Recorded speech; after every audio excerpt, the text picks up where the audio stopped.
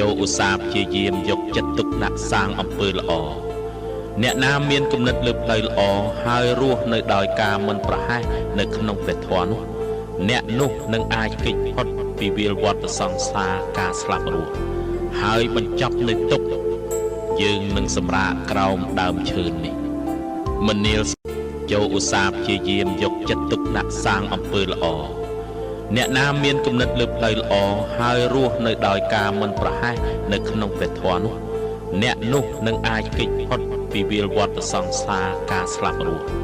ហើយបញ្ចប់នៅទុក្ខយើងនឹងសម្រាកក្រោមដើមឈើនេះមនាលចូលឧស្សាហ៍ព្យាយាមយកចិត្តទុកដាក់សាងអំពើល្អអ្នកណាមានគំនិតលើផ្លូវល្អហើយរស់នៅដោយការមិនប្រហែសនៅក្នុងព្រះធម៌នោះអ្នកនោះនឹងអាចគេចផុតពីវាលវដ្តសង្សារការស្លាប់រស់ហើយបញ្ចប់នៅទុក្ខយើងនឹង